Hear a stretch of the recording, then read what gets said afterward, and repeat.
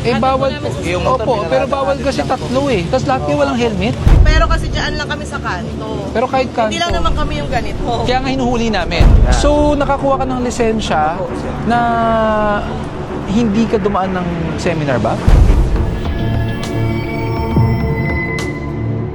Hi everyone!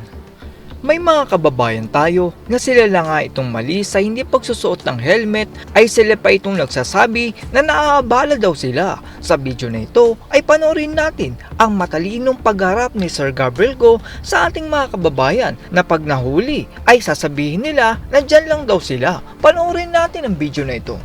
Nagumpisa ang video nang mahuli ang rider na ito na tatlo ang nakasakay sa motor at walang helmet. Ito po. Ha? Natikitan nyo na to eh. Nasaan po? Nandun po sa bahay. Iniwanan ko. Papasok lang yung anak ko. Natikitan ka na, pero tinuloy mo pa rin. Oo, nagmamadali nga po kasi ako nung kinuha ko yung ticket, papasok na yung anak ko. Bawal po. Yung motor, Opo, pinarada pero bawal natin kasi lang po. tatlo eh. Tapos lahat kayo walang helmet. Dito lang kami. Hindi porke dyan lang pwedeng walang helmet. Oo nga po. Hindi po ganun. Nasaan po yung ticket mo? Nandun, sir, sa bahay. Nagmamadali nga po kasi kami. Paano ko malalaman na tikita ka talaga? Yan lang po kami, sa tapat ng ano. Babalik Tapat namin na po sa'yo. kami ng ano, sir. So, hahayaan ko kayo na tatlo na walang helmet. Sir, dito lang, oh. Maliliit lang yung anak ko. Kunan ko kayo ng tricycle.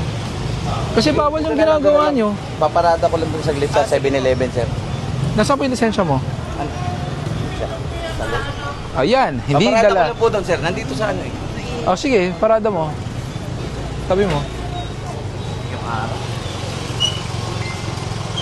Nagkaroon na pala ng violation ng rider na ito at dinadahilan pa niya na nagmamadali sila.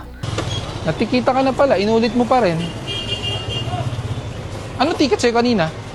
Sa motor, sir. Ano nga? Illegal parking. Oo, may violation ako. O may violation ka ng illegal parking, ang ginawa mo, umalis ka naman nang walang helmet. Nagmamadali nga po. Tamang rason ba yung nagmamadali? Oo nga. Tamang rason ba? Hindi nga po, pero nagmamadali nga. Yun nga, nagmamadali Tapos ka. nga po pala, umikot na lang ako pare. Oh, 'di ba? Umikot ka na lang, lulusutan mo. Ang aksidente hindi nalulusutan. Madali nga lang po. Or CR po. Baka pwede naman po ORCR na lang po. Pa Kaya yung, po dito yung ORCR ko lang sa bahay. Sir. yung bata po, pwede pong kung gusto niyo, ako pa kukuha. Palilate pa yung Ay, bata. ang pamasahe. Pambihira naman kayo eh. Bata, hayaan nyo mag-motor Yes, sir. nang walang helmet. Walang bariya. Walang Walang bariya. Ang matindi pa nito ay sinabi ng babae na hindi lang daw sila ang gumagawa at ito ang dahilan nila kaya ginagaya nila ang iba. Aware po ba kayo na ano, ma'am, Opo. na bawal walang Opo, helmet? pero kasi dyan lang kami sa kanto. Pero kahit kanto. Hindi lang naman kami yung ganito. Kaya nga hinuhuli namin. Nga po eh. Ngayon lang naman kayo Oo, nakita. tas Ngayon lang? Opo. Ako ngayon lang? Opo, ngayon lang namin kayo nakita. Really? Opo. Hindi po ba kayo updated Hindi po. sa social media? Hindi po. So paano? So paano? Kasi kaya So paano po siya? Even sa news? Hindi po kami set working lang po kami. Ah. So nakakuha ka ng lisensya Opo, sir. na hindi ka dumaan ng seminar ba? Hindi po sir, ibig ko sabihin, wala naman po kami kasing problema. Ano? Wala kayong problema. Nagkataon lang na ganito, pero hindi naman po kami nagbabayolate ng batas. Ay, ang tawag po dito violation po. Kaya nga po, sige po, tikitan nyo na lang po ulit ako. Tikitan nyo na lang po ako sa violation na to. Huwag lang maliit yung anak ko. Baka pwede ako po makiusap. Late na nga po eh. Oo nga I po, mean, baka pwede po kami makiusap na lang po. Baka pwede na lang po. Kasi mainit na rin po. pwede na bang ihatid yung bata? Pwede na po ihatid yung bata. Oo, kawawa naman yung bata. Dinadahilan pa ng lalaki na ito na wala siyang barya at ang gusto pa niyang mangyari ay ang taga-MMDA ang magbayad ng tricycle para sa kanila. Hindi ko po hayaan. Mag-tricycle kayo kahit ako pa Sige nga po, magbayad. inaantay ko nga lang po sana pumuha tayo ng tricycle. Wala rin po akong barya. Wala kang barya. O kunan yung tricycle, ako rin magbayad. Kakahiyaan naman kay kuya. Abala po pareha sa atin. Sorry sir. No, Sorry hindi talaga. abala yan. Medyo alanganin din kasi yung gising ko. May problema din kami. You're putting the child at Oo risk. nga po, nandun na nga po tayo. Ay, abala din po talaga sa amin. Medyo galing din kami sa problema. Pasensya na rin po. May lisensya ka tapos Opo. alam mo bang bawal tatlo sa motor? Alam ko po. Oo, Sir, bakit ang naghahatid ginawa? lang po kami, sir. Sabi nga ng misis ko, hindi lang kami ang gumagawa dito. So, Nagkataon lang nagmamadali kami kasi nga natikita na yung motor ko. Dito ay mukhang hindi maintindihan ng rider na lalaki ang kamalian niya at naniniwala pa din siya sa sarili niyang paliwanag. so ngayon, pag may ibang gumagawa, Apo, pero Damay-damay. sana po, muna kami pagkinitan, nagmamadali. Hindi kita pinag-initan, hindi naman kita kilala eh. Mahirap magpaliwanag pa ulit-ulit, sir. Sorry sir. Mahirap talaga magpaliwanag Apo. kung blatantly you are disrespecting the law. Ito na ako yung... O, bayaran mo. O magkano? Yan ang pinakayoko, bata ang malalagay sa alanganin. Apo, sorry din po, sir. Sorry din po.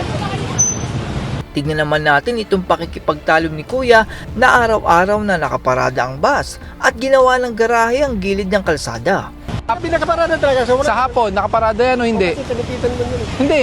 Kahit last month, pag hapon, nakaparada dyan o hindi? Kasi yung... Minsan lang. tuloy-tuloy So, yung biyahe. so pag minsan, okay lang. Tuloy-tuloy yung biyahe. So pag minsan nga, pwede, okay lang? Hindi naman. Oh, yun pala eh. Pero, Sabihin mo sa akin ngayon lang. Consideration lang. Hindi po consideration na dapat yan. Ang tawag po dyan, kuya, pasensya ka na, abuso. Hindi naman. Kasi minsan lang naman na minto yan. Kasi kung di sila yan, hindi naman ito pala. May prangkisa to? Oo, siyempre. Eh ikaw, may prangkisa ka mag-towing, kahit private. Under LTF, wala. O sir lang pinakita mo sa akin. Under LTF RB franchise, dapat meron kayong prangkisa. Kaya ang tawag mo dyan, itotow mo yung bus. Hindi. Battery ba? Ililipat yung battery. Kasi tanda rin. Ano ba tawag sa gagawin nyo? Battery ko sana sabi ko sa kayo, mama. Hindi, ano ba tawag sa gagawin nyo dapat? Itotow nyo, di ba? Wala mo na kong twing bar. Ang dahilan ng dalawang ito ay kukunin ang battery ng ibang bus at ililipat dito sa bus na nakaparada sa kalsada. Pero perwisyo po ito dahil sira ang alternator ng bus at malulobat din katagalan. O anong gagawin mo? Nakatambay lang. Battery lang. Ilipat ano doon. Kukunin yung battery, ipang-start on. O, tapos paano andar yan pag tinanggalan mo ng battery? Habang umaandar, Kama kumanda, tanggalin. Tanggalin man doon. Oh, alam ko yun, mga diskarte yan, alam ko yan eh. Mga diskarte yan ng talyer. Pag kumanda na, okay. okay na. Kahapon tinikitan, bakit hindi inalis? Ba't di mo ginawa kahapon? Sira yun. Eh di, kung kahapon, bakit di mo pinaandar kanina umaga? Kaya umaga pa kung gumagawa, sir. Oh, eh Bakit bakit, kami ang destination eh? bakit ngayon biglang pwede nang lagyan ng baterya at aandar? Kanina hindi. Hindi, kasi gumagawa kayo. Kaya Ang dami nating rason, kuya. Oo, talaga. Maging rason talaga. Oo. Hindi naman yung Tama po ba ang pagrason natin? Kahit alam na nating mali. ginawa. Ito. Tapos may parkingan ka, di ba? May garahe to. Bahay. Oh, eh bakit di mo doon iniwan yung bus at doon mo pinarada? Nasa... Eh bakit ito nagkasya? Dito yan sa ano, sa... sa vulcanizer.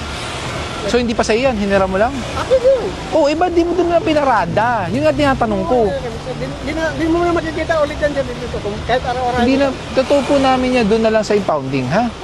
At yan po ang napakatalinong pagharap ni Sir Gabriel Go sa mga kababayan nating mali na nga sa violation at tila sila pa itong nakikipagtalo dahil nagmamadali daw sila. Ang pagsusuot po ng helmet ay isang proteksyon sa mga disgrasya na hindi natin masasabi kung kailan.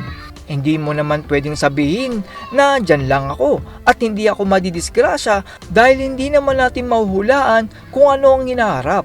Kaya ang pagsusuot ng helmet ay upang maging proteksyon sa ating buhay at hindi para pahirapan tayo. Ang panghuhuli ng MMDA sa mga walang helmet ay upang ipaalala sa atin na may batas tayo at ang batas na iyon ang proteksyon sa ating buhay.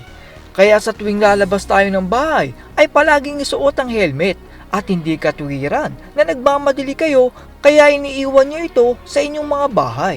That's all everyone. Salamat sa inyong panonood. This is Chuck and you're watching Biker Drone.